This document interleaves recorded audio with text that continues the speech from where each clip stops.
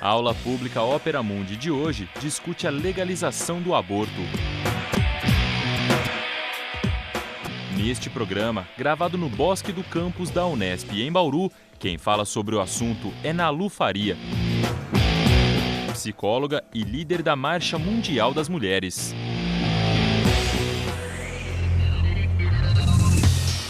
Todos os anos, 46 milhões de abortos são realizados no mundo todo. Uma média de 60 mil por dia.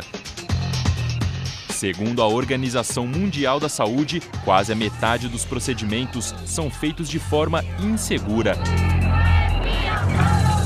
o que resulta na morte de 70 mil mulheres por ano. Mas aborto não é apenas uma questão de números. Envolve fatores sociais e culturais. De um lado, grupos religiosos e entidades anti-aborto defendem a proibição, sob o argumento de que interromper a gestação é um atentado à vida. Do lado oposto estão grupos que tratam a questão como problema de saúde pública e como direito de escolha das mulheres. Além disso, dados mostram que quem sofre mais com a proibição é a população mais pobre do planeta, justamente onde a prática é ilegal. Mas afinal, por que é necessário debater a legalidade do aborto?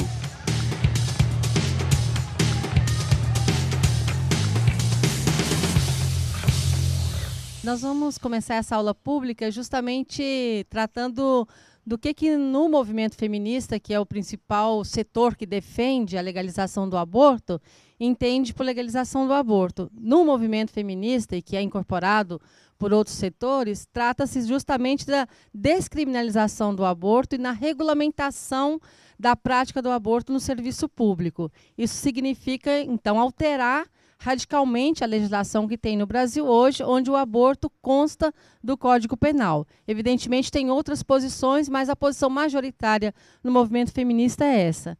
E nós vamos agora tratar um pouco mais dessa realidade que já foi tratada na reportagem, justamente falando que 97% dos abortos acontecem nos países chamados pobres em desenvolvimento, ou seja, nos nossos países. E também nós sabemos que o aborto acontece em todas as classes sociais. Não é uma questão de informação, não é uma questão só de acesso ao método anticonceptivo. Justamente porque os métodos falham, porque muitas vezes as mulheres fazem relações sexuais forçadas, porque muitas vezes o parceiro não quer usar a camisinha. E também pelo que é a complexidade da maternidade na vida das mulheres numa sociedade patriarcal e machista que coloca a maternidade como a principal função não é uma boa palavra, mas como o principal lugar das mulheres e que inclusive atrela o modelo de feminilidade que é construído hoje na sociedade a esse tema. A primeira questão é que o fato do aborto ser crime não impede que as mulheres façam aborto. O aborto é uma prática milenar. Nem sempre ele foi um crime, nem sempre ele foi assunto da igreja, nem sempre ele foi assunto dos médicos, até porque eles ainda não existiam. Era um assunto de mulheres. E as técnicas na antiguidade que as mulheres usavam para fazer o aborto era de conhecimento das mulheres. Ao longo da história foi mudando como o aborto é tratado e também as interferências, justamente numa sociedade que cada vez mais aprofunda os mecanismos de controle do corpo e da sexualidade das mulheres. Muitas vezes, para nós, que já não vivemos mais, por exemplo, o tabu da virgindade, as questões da obrigação da castidade, podemos pensar que esse controle sobre o corpo acabou, mas não acabou. O corpo das mulheres continua sendo considerado um corpo inadequado, deformado, que precisa de correção, que ele só está bem se ele está cumprindo essa função da maternidade. Mas, ao mesmo tempo, para vocês terem uma ideia, 46% das mulheres que realizam aborto, segundo a pesquisa da Fundação Perseu Abramo e SESC, sofrem algum tipo de violência hospitalar, no sentido quando chegam ao hospital de serem xingadas, de serem maltratadas. É um tratamento de desqualificação e de não reconhecimento do direito das mulheres, e sempre vinculando a ideia de que se ela fez sexo, ela tem que aguentar as consequências. E é importante também saber que os métodos que as mulheres usam hoje, e o aborto inseguro, que é responsável pela terceira causa de mortalidade materna no Brasil, as mulheres usam, em primeiro lugar, o que elas chamam do remédio, que é o misoprostol. O segundo são as clínicas, que é em torno de 25%. Mas ainda, o restante são ou remédios caseiros ou acesso às curiosas e parteiras. E isso traz para as mulheres não só a mortalidade, mas também uma situação de morbidade. Por exemplo, 25% da esterilidade nas mulheres é em decorrência de um aborto mal feito. Então, por que os setores, como o setor feminista, que defendem a legalização do aborto, diz?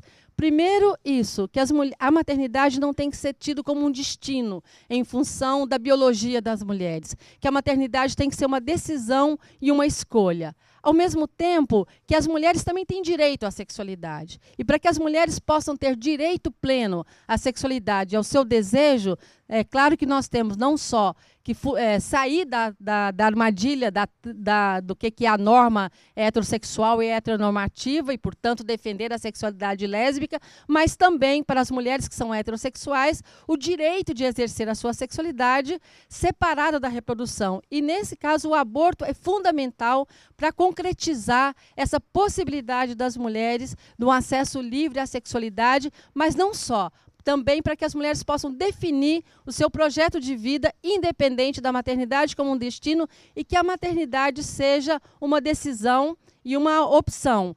E é importante a gente remarcar aqui que, geralmente, quando as mulheres abortam, se diz que é um ato de irresponsabilidade, que estão negando o destino natural delas.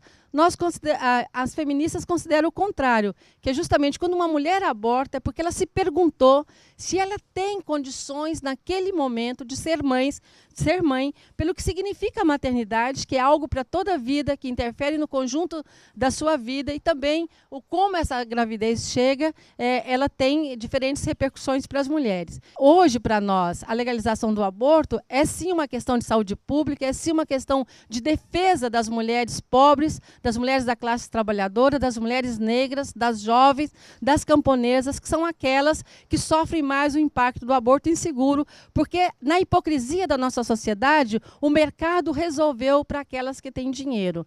E nós sabemos que hoje nós temos uma conjuntura extremamente difícil, como a reportagem também nos mostrou, de um avanço das forças conservadoras, e com certeza um elemento fundamental nesse debate é a gente reivindicar a laicidade do Estado.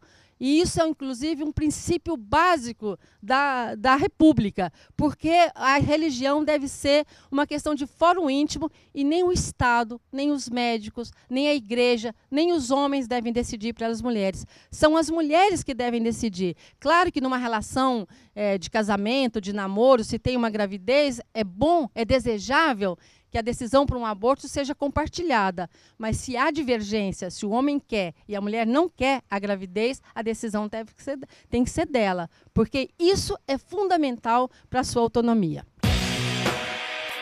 A aula pública volta daqui a pouco. No próximo bloco, Nalu Faria responde a questão do correspondente do Opera Mundi no Chile.